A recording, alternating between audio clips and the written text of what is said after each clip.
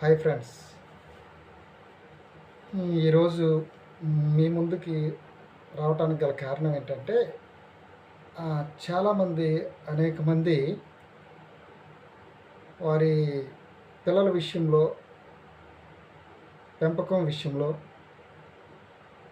కొన్ని విషయాలు చెప్పొచ్చా, చెప్పకూడదా, లేదంటే ఇవి చెప్తే ఎలా ఉంటుందో, పిల్లల యొక్క హృదయాలు గాయపడతాయేమో, లేదా మన పరిస్థితులు చెప్తే పిల్లలకి ఎలా ఉంటుందో, వాళ్ళ చదువులో దెబ్బతింటుందేమో, లేదంటే వారి యొక్క పరిస్థితులు, స్థితిగతులు ఎలా ఉంటాయో, వారు ఏ రీతిగా ఆలోచిస్తారో అన్నది మనం ఆలోచిస్తాం తల్లిదండ్రులుగా. కానీ మన కుటుంబంలో జరిగే ప్రతి ఒక్క చిన్న విషయాన్ని వాళ్ళ బాల్యం నుంచే, చిన్నప్పటి నుంచే చెప్తూ ఉండాలి. మన పరిస్థితులు, స్థితిగతులు, మన యొక్క ఫైనాన్షియల్ పరిస్థితులు అన్నీ కూడా మన పిల్లలకి మనం చెప్తూ ఉండాలి. ఎందుకని చెప్తూ ఉండాలి అని అంటున్నంటే, ఈ దినాలు చాలా భయంకరంగా ఉన్నాయి.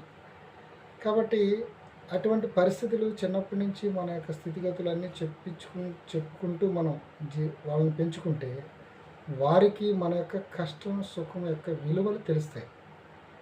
లేదంటే వారిని మనం ఎవరైనా కూడా తల్లిదండ్రులు ఏమనుకుంటామంటే, మన పిల్లలు సౌఖ్యంగా ఉండాలి, నాలాగా కష్టపడకూడదు, నాలాగా ఇబ్బందులు పడకూడదని మనం ఆలోచిస్తాం, ఆ రీతిగానే పెంచుతాం.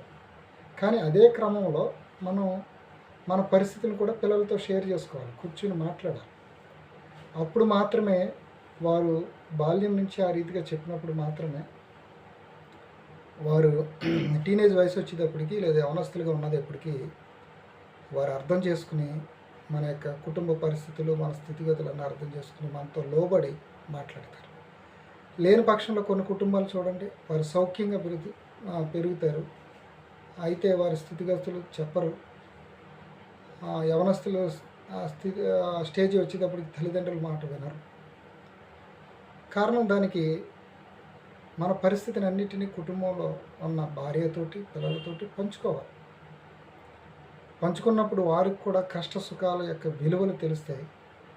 ఆ రీతిగా వారు కూడా పోషింపబడి, పెంచబడి, వారు కూడా కుటుంబం అంతా క్రమశిక్షణలో ఉంటారు.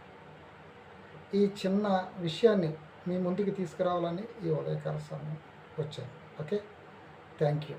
షేర్ చేయండి, కామెంట్ చేయండి. ఆ లోపాలు ఉన్నట్లయితే మెసేజ్ రూపంలో, కామెంట్ రూపంలో నాకు తెలియజేయండి. సరి చేసుకోవడానికి సిద్ధంగా ఉన్నాను. Okay, thank you.